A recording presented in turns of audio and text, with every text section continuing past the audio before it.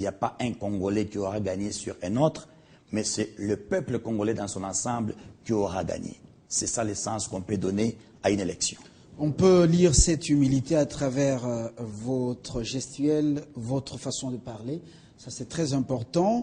Monsieur Kambila, Jean-Pierre, quel comportement conseillez-vous à tous les Congolais gouvernants et gouvernés, gagnants et perdants, afin qu'après la publication des résultats provisoires, justement, qu'on puisse conserver l'unité et la cohésion nationale? Ce qui est bien en démocratie, c'est que la démocratie aménage un temps, qui est le temps de la campagne électorale, qui n'est pas seulement le temps de dire « votez-moi », mais c'est aussi le temps de la réflexion, le temps de la confrontation des idées. Nous avons assisté au combat de plusieurs projets de société, au combat de plusieurs visions, au combat de plusieurs arguments, à la confrontation de différents slogans. Et à travers ceci, nous avons vu l'aspiration des Congolais. Parce que tous les candidats qui se sont présentés, chacun a amené ce qu'il a cru sentir de la société. Donc là, ceci permet aux vainqueurs de prendre plus que la température de la nation. De se mettre, il s'est mis à l'écoute aussi, il a parlé bien évidemment, mais il s'est aussi mis à l'écoute. Le professeur Toussaint Tshilombo vient de le dire tout à l'heure, ils étaient parmi les gens chargés justement d'écouter. Mais je pense que le candidat a écouté, il sait plus que hier, parce qu'il savait déjà, mais il sait plus que hier ce que le peuple congolais attend.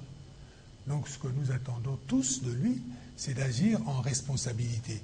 Agir en responsabilité, c'est-à-dire avoir les réponses, parce que la responsabilité c'est la réponse, les réponses que nous attendons. Parce que le combat qui n'est pas le combat de la confrontation à l'autre, mais la confrontation à soi-même, c'est-à-dire à la nation congolaise qui vient de gagner, on l'a dit tout à l'heure, le professeur Émile Kassongo l'a dit, la victoire qui sera annoncée là tout à l'heure, c'est d'abord la victoire de la nation. C'est la victoire de la démocratie, mais de la démocratie congolaise, qui c'est le signe que nous sommes véritablement maintenant, puisque c'est la deuxième fois en 5 ans, en moins de 6 ans en tout cas, que nous agissons, que nous allons voter en paix. Jusque-là, je n'ai pas entendu parler des troubles importants. Bien sûr qu'il y a eu quelques problèmes, hein, on n'est pas là pour les nier, mais on est là pour tirer les leçons et faire que la prochaine fois, ça soit encore mieux, parce que c'était vraiment très bien cette fois-ci. Ça s'est bien passé. Nous avons assumé notre responsabilité, puisque si mes calculs sont bons, l'État congolais a financé ces élections à plus de 80%. Donc nous avons montré, nous avons fait des sacrifices, que c'était notre responsabilité. Et on a noté une certaine évolution. Est-ce que c'est votre avis dans l'organisation de la campagne de 2011, du moins pour la présidentielle, qu'on a noté des avancées notables par rapport à 2006? C'était une campagne organisée. On a vu 2 challengers, numéro 3, numéro 11, chacun avec son avion, faire le tour du pays. C'est quand même quelque chose d'extraordinaire. Et puis, une campagne à l'américaine, parfois pour certains candidats. Monsieur Jean-Pierre, est-ce que vous avez le même regard que moi sur ce point-là? Oui, c'était nécessaire de parler au pays, mais surtout de l'écouter. Parce que vous voyez, malheureusement, d'une manière quasi naturelle, les élites ont tendance à penser qu'ils comprennent le pays, donc ça suffit. Là, je crois que les candidats, et notamment le candidat numéro 3, a montré qu'il ne suffit pas de comprendre son pays depuis son bureau, qu'il faut aller à la rencontre des masses populaires, discuter avec eux, les interroger, serrer les mains, entendre les plaintes, vivre les malades, vivre les pauvres, vivre ceux qui travaillent, ceux qui produisent véritablement pour la République. C'était important. Alors maintenant, je crois que fort de tout cet acquis, le travail, j'en suis convaincu pour ma part, sera mieux réalisé. Nous pourrons mieux répondre, il pourra mieux répondre aux attentes de la République. J'en suis convaincu.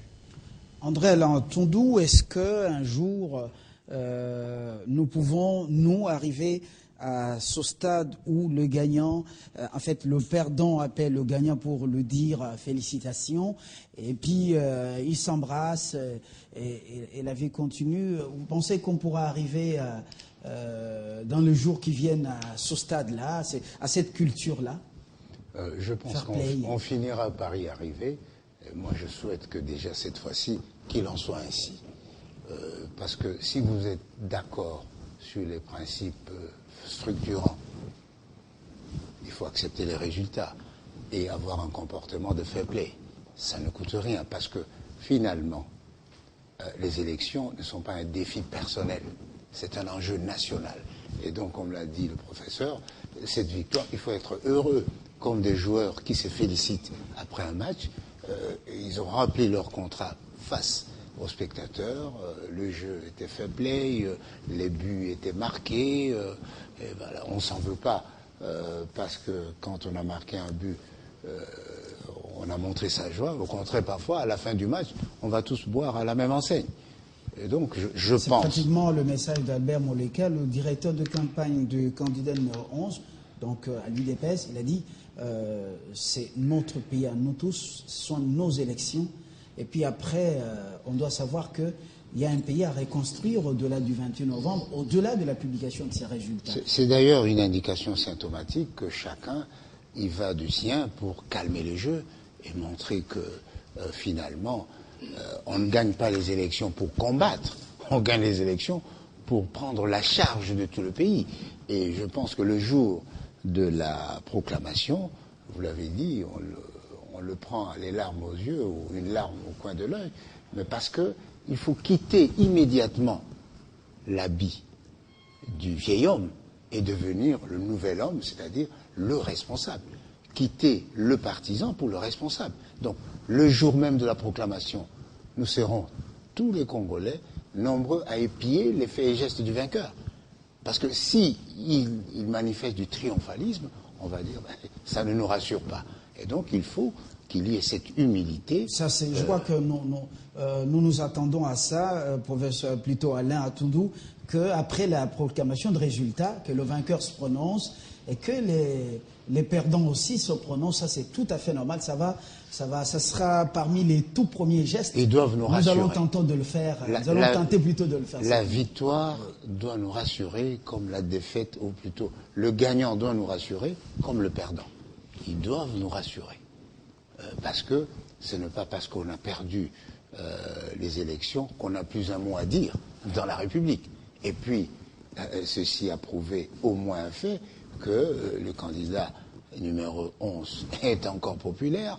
Ceci a montré un fait, c'est que le candidat numéro 3 est en avance. Et tout cela sont des valeurs qu'il faut capitaliser pour le bien de la République. Demain, si il y a un écroche, on ne dira pas que c'est à cause de Kabila, à cause de Tshisekedi, on dira c'est le peuple congolais. Vous les Congolais, qu'est-ce que vous faites? Donc nous devons assimiler cela. Et nous, les leaders politiques, l'élite, nous avons cette obligation de relativiser les événements actuels en fonction d'une projection historique. Gagner, c'est bien beau, mais il faut savoir rassembler les siens et ceux qui n'ont pas voté pour soi. Professeur Emile Ngoï, les plaies, je crois que ça pourra nous demander un peu assez de temps pour les penser, ou bien, même si elles seront pensées, il faudra prendre beaucoup de temps pour qu'elles se cicatrisent. Est-ce que c'est votre avis? Qu'est-ce que le gagnant, dans ce sens-là, pourra-t-il faire? Moi, mon humble avis, je ne pense pas qu'on peut parler des plaies, dans la mesure où celui qui aura perdu n'aura pas perdu définitivement. Plaie morale. Bien sûr, j'ai compris. Celui qui aura perdu, il faut qu'il se dépasse très vite, qu'il regarde l'avenir. Tout n'est jamais perdu. Vous savez, quel que soit, lorsqu'on arrive à ces niveaux de la compétition, ils étaient 11, aujourd'hui ils restent à 2 pratiquement, puisque les autres ont perdu du terrain. Il sera très difficile à l'une ou l'autre, en dehors de ces 2 premiers-là, qui sont en duel aujourd'hui, de pouvoir espérer encore grand-chose. Certainement que, bon, c'est mon évidence que les candidats numéro 3 avec l'avance, le professeur Alain Toussaint Tshilombo l'a dit tout à l'heure, hein, l'avance est de plus de 1 330 000. Évidemment, ça devient un peu lourd. Vous savez, les tendances électorales sont assez lourdes pour les renverser lorsque l'écart est assez prononcé, comme ce que nous voyons aujourd'hui. Surtout que les candidats numéro 11 a vidé un peu les espérances encore de voix convoi il a atteint 1 million à Kinshasa, où il y avait une forte réserve, mais l'écart est toujours assez important. Et je pense que passer le play, au-delà d'ici décembre, va être simplement, ça dépend aussi de la nature, de la personnalité. Moi, je pense, si comme nous le pensons, demain, c'est Joseph Kabila Kabange, le candidat numéro 3, qui est confirmé, réélu président de la République, il est évident que les pays, la nation congolaise, va saluer l'arrivée du second mandat, Joseph Kabila Kabange, démocratique. Mais en même temps, ça ne veut pas dire qu'il y aura un rejet. Je crois que M. Alain André Atundu l'a dit tout à l'heure. Tshisekedi a montré, à travers les scores qu'il a réalisés, qu'il restait toujours populaire, qu'il restait toujours dans les cœurs des Congolais. Donc, il sera toujours utile à la nation congolaise, parce que le pays a besoin de nous tous. Chacun gardera toujours un rôle à pouvoir jouer. Je pense que c'est les dépassements. Je pense que Jean-Pierre l'a dit aujourd'hui, il y a une réflexion qu'il faut faire au niveau individuel. Lorsque vous vous mettez dans un grand destin pour un pays, lorsque aujourd'hui vous décidez d'être président de la République démocratique du Congo, mais, mon cher ami, il faut déjà avoir suffisamment de la hauteur par rapport à des circonstances comme celles qui peuvent naître à l'issue d'un échec. Il faut avoir la capacité, avoir les ressorts nécessaires, les dépassements évidents. Lorsqu'on a un grand dessein, lorsqu'on a des très grandes ambitions, il faut aussi sur le plan personnel avoir cultivé des valeurs, des qualités qui vous permettent un dépassement nécessairement. Donc de ce point de vue-là, je ne pense pas dans les chefs de celui qui aura perdu cette compétition électorale dont les uns les autres nous avons reconnu. D'abord, c'est la victoire de notre peuple. Notre peuple aura choisi. C'est simplement Dieu, le peuple a choisi. Et donc, j'accepte le verdict du peuple. Puisqu'après tout, l'arbitre, ce n'est pas la CENI, ça a été dit. Le professeur Toussé Chilombo l'a repris. Ce n'est pas l'arbitre, ce n'est pas la CENI. La CENI, vous l'avez dit vous-même, c'est les commissaires au match. Ils constatent tout simplement la feuille du match. Bon, on a vu qu'il y a eu des équipes. La FECOFA, commissaire au match, l'arbitre, c'est le commissaire au match, il constate la feuille du match. Voilà. Il constate que le match s'est joué, il y a un arbitre, et l'arbitre a sifflé qu'il y avait 2 buts, par exemple, à 0 contre Londres. Et donc, selon la feuille du match, les gagnants, c'est elle. Donc, ce n'est pas la CENI qui fait le match, c'est le peuple qui a choisi. Et c'est la raison pour laquelle c'était fondamental l'appréciation qui est faite de la qualité de nos élections. La qualité des élections. Est-ce que les élections se sont bien déroulées? Là-dessus, personne n'est là contesté. Tout le monde a reconnu que les élections se sont déroulées de manière généralement avec beaucoup de satisfaction. Il y a eu quelques différences par-ci, par-là, mais qui sont liées à la nature humaine, qui sont liées aux difficultés. Écoutez, lorsque vous avez plus de 63 000 bureaux de vote et qu'il y a eu quelques difficultés dans moins de 450 bureaux de vote, faites l'appréciation, faites les pourcentages. Vous verrez que c'est moins de 10%, n'est-ce pas? Donc, de ce point de vue-là, nous pensons que, pour revenir à la question que vous avez posée, nous pensons qu'il y aura suffisamment de dépassements. Parce que lorsque vous vous engagez dans une ambition comme celle-là d'être président, de diriger un pays, même lorsque vous assumez, même le vainqueur, celui qui sera appelé demain de nouveau président de la République démocratique du Congo, il doit avoir du dépassement également. Parce que, justement, il y a ceux qui l'ont voté, il le sait. Mais il y a aussi ceux qui ne l'ont pas voté, il le sait. Maintenant, la grande réflexion, comme cela a été dit, c'est de savoir, finalement, qu'est-ce que ceux qui ne m'ont pas voté, qu'est-ce qu'ils attendaient de moi? Comment je peux corriger? Comment je peux améliorer? Comment je peux aller plus loin? Et là aussi, l'opposition a un rôle.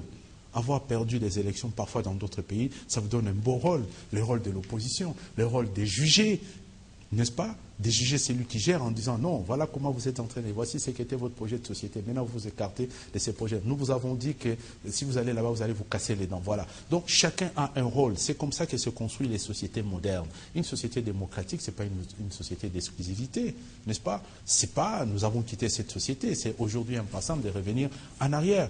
Que vous ayez gagné les élections, vous savez que vous avez aussi des comptes à rendre. Que vous avez perdu les élections, vous savez que vous avez encore un rôle à jouer pour la vie du pays. La démocratie devient même non seulement un privilège, mais une responsabilité, parce qu'après 5 ans, chaque 5 ans, vous devez rendre compte de ce que les autres appellent redevabilité. C'est une culture qui s'implante. Donc, vous devez dire, j'ai fait ça, j'avais promis, j'ai fait ça. Et sinon, l'arbitre va sanctionner. Sinon, et là, c'est le peuple. très, très important. Et le retour de la manivelle, il faut toujours les craindre. Moi, je trouve que c'est très beau ce que vous venez de dire. La démocratie n'a jamais été un privilège. C'est une responsabilité. Cela a été dit tout à l'heure. Il faut s'assumer avec responsabilité. C'est un poids que vous